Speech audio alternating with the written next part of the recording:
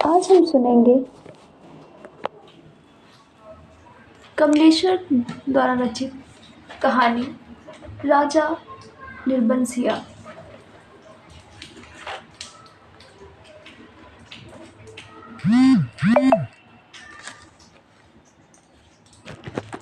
आज हम सुनेंगे राजा राधिका रमन प्रसाद सिंह के द्वारा रचित कानों में कंगना।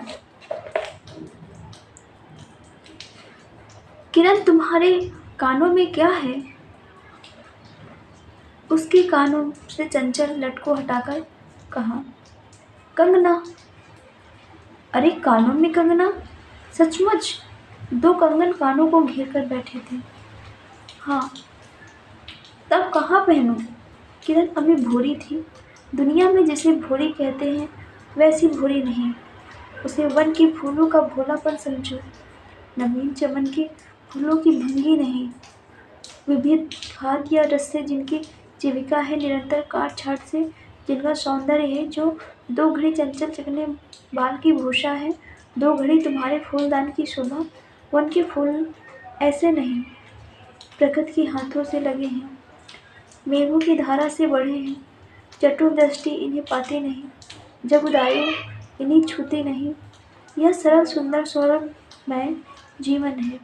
जब जीवित रहे तब चारों तरफ अपने प्राण धन से हरे भरे रहें।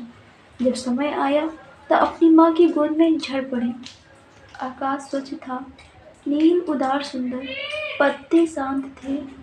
संध्या हो चली थी, सुनहरी किरणें सुंदर पर्वत की चूड़ा से देख रही थी। वो पतली किरण अपनी मृत्यु शैया से इस शून्य निबिड़ कानन में क्या ढूंढ रही थी? कौन कहे, किसे एकटक देखती थी? कौन जाने, अपनी लीला भूमि को स्नेह करना चाहती थी, या हमारे बाद वहाँ क्या हो रहा है इसे चाहती थी। मैं क्या बता सकूं? जो हो उसकी उस भंगी में आकांक्षा अवश्य थी। मैं तो खड़ा खड़ उन बड़ी आंखों की किरण लूटता था। आकाश में तारों को देखा या उन जगमग आंखों को देखा, बात एक ही थी। हम दूर से तारों की सुंदर शून्य झिकमिक को बार बार देखते हैं, लेकिन वह सस्पंद निश्चेत ज्योति सचमुच भावहीन है, या आप अपनी अंतर्लहरी से मस्त है। इसे जानना आसान नहीं है। हमारी ऐसी आंखें कहाँ कि उनके सहारे उस निगूढ़ अंतर में डूबकर था लें। वह रसाल की डोरी थामकर पास ही खड़ा था। वह बालों को हटाकर कंगन दिखाने की भंगी प्राणों में रह रहकर उठती थी। जब माखन चुराने वाले ने गोपियों के सर के मटके को तोड़कर उनके भीतर किले को तोड़ डाला, या नूर जहाँ ने अंचल से कबूतर को उड़ाकर शाहजहां के कठोर हृदय की धज्जियां उड़ा दी, फिर नदी के किनारे वसंत वल्लभ रसाल पल्लवों की छाया में बैठी किसी अपरूप बालिका की यह सरल स्निग्ध भंगिमा एक मानव अंतर पर क्यों न दौड़ी। किरण इन आंखों के सामने प्रतिदिन आती थी। कभी आम के टिकोरे से आंचल भर लाती थी, कभी मलौसरी के फूलों की माला बना लाती, लेकिन कभी भी ऐसी बाल सुलभ लीला आंखों से देखकर हृदय तक नहीं उतरती। आज क्या था?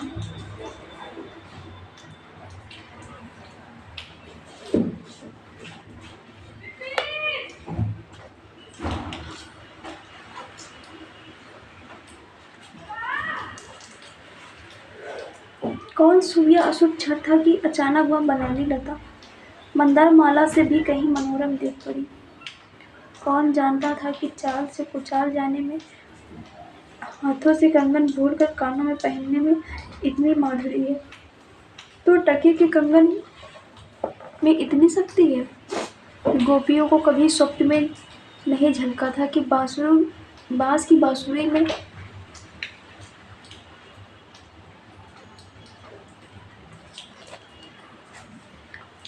घूंघट खोलकर नचा देने वाली शक्ति भरी है। मैंने चटपट उसके कानों से कंगन उतार लिया, फिर धीरे धीरे उसकी अंगुलियों पर चढ़ाने लगा। न जाने उस घड़ी कैसी खलबली थी, मुंह से अचानक निकल आया, किरण आज की यह घटना मुझे मरते दम तक न भूलेगी। यह भीतर तक बैठ गई है। उसकी बड़ी बड़ी आंखें और भी बड़ी हो गई। मुझे चोट सी लगी। मैं तत्क्षण योगेश्वर की कुटी की तरफ चल दिया। प्राण भी उसी समय नहीं चल दिए। यही विस्मय था। एक दिन था कि इसी दुनिया से दूर रहकर लोग दूसरी दुनिया का सुख उठाते थे। हरिचंदन के पल्लवों की छाया भूलों पर कहाँ मिले, लेकिन किसी समय हमारे यहाँ भी ऐसे वन थे जिनके वृक्षों के साये में खड़े निवारने के लिए स्वर्ग से देवता भी उतर आते थे। जिस पंचवटी का अनंत यौवन देखकर राम की आंखें भी खिल उठी थी, वहाँ के निवासियों ने भी अब कभी अमृतत्व के फूलों की माला नहीं चाही, मंदाकिनी की छींटों की शीतलता नहीं ढूंढी। नंदन पवन का सानी कहीं वन भी था। कल्प वृक्ष की छाया में शांति अवश्य है, लेकिन कदम की छाइयाँ कहाँ मिल सकती। हमारी तुम्हारी आंखों ने कभी नंदनोत्सव की लीला नहीं देखी, लेकिन इस भूतल पर एक दिन ऐसा उत्सव हो चुका है जिसको देख देख कर प्रकृति तथा रजनी 6 महीने तक ठगी रही। सत सत दिव्यांगनाओं ने पारिजात के फूलों की वर्षा से नंदन कानन को उजाड़ डाला। समय ने सब कुछ पलट दिया। अब ऐसे वन नहीं जहाँ कृष्ण गोलोक से उतरकर 2 घंटे बंसी की टेर दे। ऐसे कुटीर नहीं जिनके दर्शन से रामचंद्र का भी अंतर प्रसन्न हो। या ऐसे मुनीस नहीं जो धर्मधुरंधर धर्मराज को भी धर्म में शिक्षा दे। यदि 1-2 भोले मटके भी हो भी, तब अभी तक उन पर दुनिया का पर्दा नहीं उठा। जगन माया की माया नहीं लगी, लेकिन वे कब तक बचे रहेंगे। लोग अपने यहाँ अलौकिक बातें कब तक होने देंगे। भवसागर की जल तरंगों पर स्थिर होना कब संभव है। ऋषिकेश के पास एक सुंदर वन है। सुंदर नहीं, अपरूप सुंदर है। वह प्रमोद पवन के विलास निकुंजों जैसा सुंदर नहीं, वरंच चित्रकूट या पंचवटी की महिमा से मंडित है। वह चिकनी चांदी में बैठकर कनक घूंघरू की इच्छा नहीं होती, वरंच प्राणों में एक ऐसी आवेश धारा उठती है जो कभी अनंत साधना के कूल पर पहुँचती है, कभी जीव जगत के एक तत्व से दौड़ मिलती है गंगा की अनंत गरिमा। मन की निविड़ योग निद्रा वही देख पड़ेगी। कौन कहे वहां जाकर यह चंचल चित्त क्या चाहता है, गंभीर अलौकिक आनंद या शांत सुंदर मनोरथ। इसी वन में एक कुटी बनाकर योगेश्वर रहते थे। योगेश्वर ही थे, यद्यपि वह भूतल ही पर रहते थे तथा उन्हें इस लोक का जीव कहना यथार्थ नहीं था। उनकी चित्तवृत्ति सरस्वती के से चरणों में थी। यहाँ ब्रह्मलोक की अनंत शांति में लिपटी थी। वह बालिका स्वर्ग से एक रस में उतरकर उसे घने जंगल में उजेला करती फिरती थी। वह लौकिक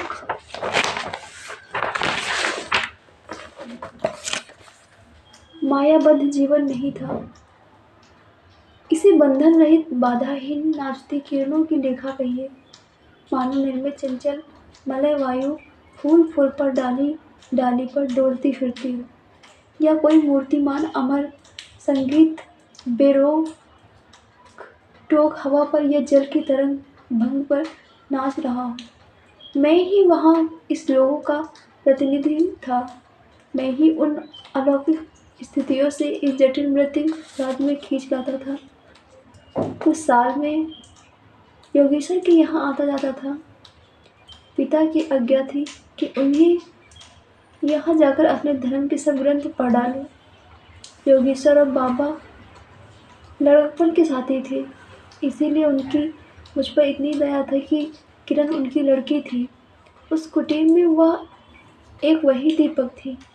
जिस दिन की घटना मैं लिख आया हूँ, उसी दिन सवेरे मेरी अध्ययन की पूर्णा होती थी और बाबा के कहने पर 1 जोड़ा पीताम्बर, 5 स्वर्ण मुद्राएं तथा किरण के लिए 2 कनक कंगन आचार्य के निकट ले गया था।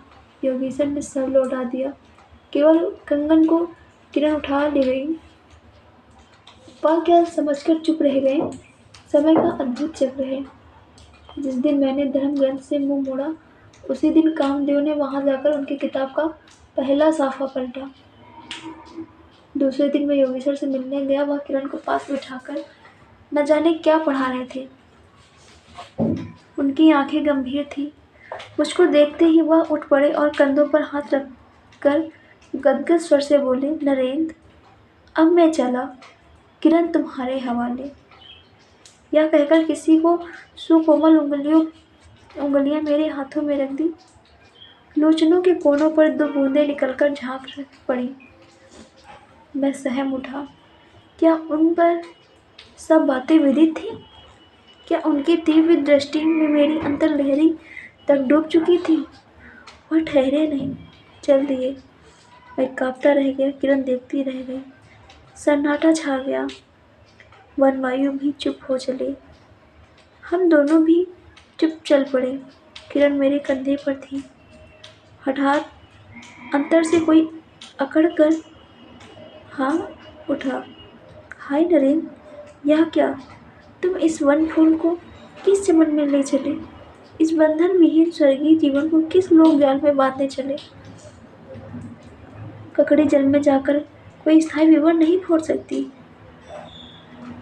क्षण भर जल का समतल भले ही उलट पलट हो, लेकिन इधर से उधर जल तरंग दौड़कर उस छिद्र का नाम निशान भी नहीं रहने देती।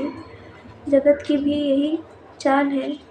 यदि स्वर्ग से देवेंद्र भी आकर इस लोक चलाचल में खड़े हों, फिर संसार देखते ही देखते उन्हें अपना बना लेगा। इस काली कोठरी में आकर इसकी कानमा से बचे रहें, ऐसी शक्ति अब आकाश कुसुम ही समझो। 2 दिन में राम हाय जानकी कहकर वन वन डोलते फिरे। 2 क्षण में ही यही विश्वामित्र को भी स्वर्ग से घसीट लाया। किरण की भी यही अवस्था हुई। कहाँ प्रकृति की निर्मुक्त गोद, कहाँ जगत का जटिल बंधन पास, कहाँ से कहाँ आ पड़ी। वह अलौकिक भोलापन, वह निसर्ग उच्छ्वास। हाथों हाथ लूटे गए उस वन फूल की विमल कांति लौकिक चमन की मायावी मनोहरिता में परिणित हुई। अब आंखें उठाकर आकाश से नीरव बातचीत करने का अवसर कहाँ मिली। मलय वायु से मिलकर मलयाचल के फूलों की पूछताछ क्यों कर रहे हो? जब किशोरी नए सांचे में ढलकर उतरी, उसे पहचानना भी कठिन था। अब वह लाल चोली, हरी साड़ी पहनकर सर पर सिंदूर रेखा सजती और हाथों के कंगन, कानों की बाली, गले की कंठी तथा कमर की करधनी दिन दिन उसके चित्त को नचाए मारती थी। जब कभी वह सज धजकर चांदनी में कोठे पर उठती और बसंत वायु उसकी आंचल से मोतियों की लपट लाकर मेरे बरामदे में भर देता, फिर किसी मतवाली माधुरी या तीव्र मदिरा के नशे में मेरा मस्तिष्क घूम जाता और मैं चटपट अपना प्रेम चित्कार फूलदार रंगीन चिट्ठी में भरकर जूही के हाथ ऊपर भिजवाता या बाजार से दौड़कर कटके गहने वाले विलायती चूड़ी खरीद लाता। लेकिन जो हो, अब भी कभी कभी उसके प्रफुल्ल बदन पर उस आलोक की छटा पूर्व जन्म की सुख स्मृतिवत चली आती थी और आंखें उस जीवंत सुंदर झिकमिक का नाच दिखाती थी। जब अंतर प्रसन्न था, फिर बाहरी चेष्टा पर प्रतिबिंब क्यों न पड़े। 2 साल मुरादाबाद में कट गए। एक दिन मोहन के यहाँ नाच देखने गया। वही किन्नरी से आंखें मिली क्या लीन हो गई। नवीन यौवन, कोकिल कंठा, चतुर चंचल चेष्टा तथा मायावी चमक। अब चित्त को चलाने के लिए और क्या चाहिए।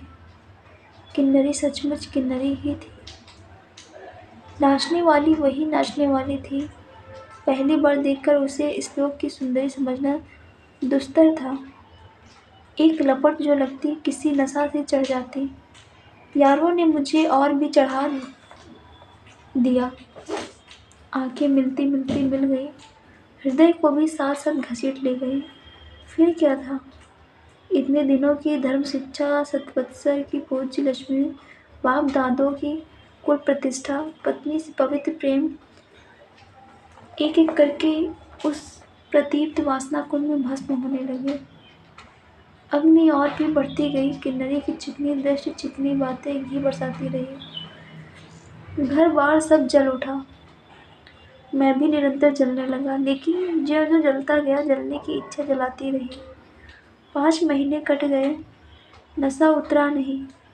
बनारसी साड़ी, फारसी जैकेट, मोती का हार, कटकी कड़फूल, सब कुछ लाकर उस मायाकारी के अनंतक रंजित चरणों पर रखे। किरण हेमंत की मालती बनी थी, जिस पर एक फूल नहीं, एक पल्लव नहीं। घर की वधू क्या करती जो अनंत सूत्र से बंधा था, जो अनंत जीवन का संगी था, वही हाथों हाथ पराई के हाथ बिक गया।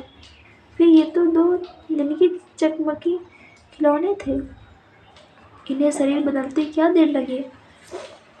दिन भर बहानों की माला गूंथ गूंथ करके किरण के गले में, और शाम को मोती की माला उस नाचने वाली की गले में सशंक निर्लज डाल देना, यही मेरा जीवन निर्वाह था। एक दिन सारी बातें खुल गई। किरण पछाड़ खाकर भूमि पर जा पड़ी। उसकी आंखों में आंसू न थे, मेरी आंखों में दया न थी। बरसात की रात थी, रिमझिम बूंदों की झड़ी थी। चांदनी मेघों से आंख मुंदावल खेल रही थी। बिजली काले कपाट से बार बार झांकती थी, किसे चंचला देखती थी, तथा बादल किसी मरोड़ से रह रहकर चिल्लाते थे। इन्हें सोचने का मुझे अवसर नहीं था। मैं तो किन्नरी के दरवाजे से हताश लौटा था।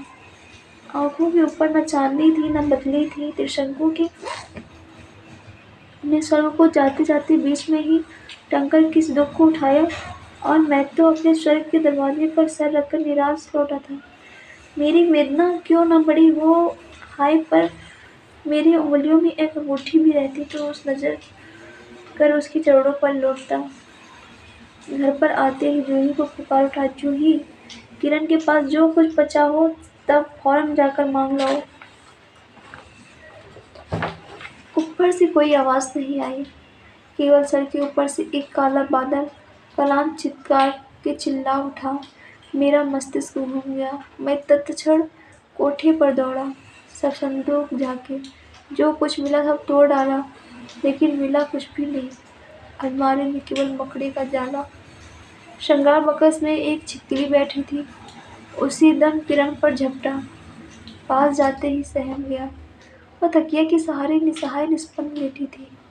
केवल चांद ने खिड़की से होकर उसे गोद में ले रखा था, और वायु उस पर शरीर पर जल से भिगोया। पंखा चल रही थी। मुख पर एक अप्रूप छटा थी। कौन कहीं जीवन की शेष रस में छड़ वही अटकी हूँ। आंखों में एक जीवन ज्योति थी। शायद प्राण शरीर से निकलकर किसी आश्रय से वहां बैठ रहा था। मैं फिर पुकार उठा, किरण, किरण, तुम्हारे पास कोई गहना भी रहा है? हाँ, चीड़ कंठ की काकली थी। कहाँ है? अभी देखने दो। उसने धीरे से घूंघट सरकाकर कहा, वही कानों का कंगना। सर तकिए से डर पड़ा। आग भी छिप गई। वह जीवंत रेखा कहाँ चली गई? क्या इतने ही के लिए अब तक ठहरी थी? आंखें मुख पर जा पड़ी।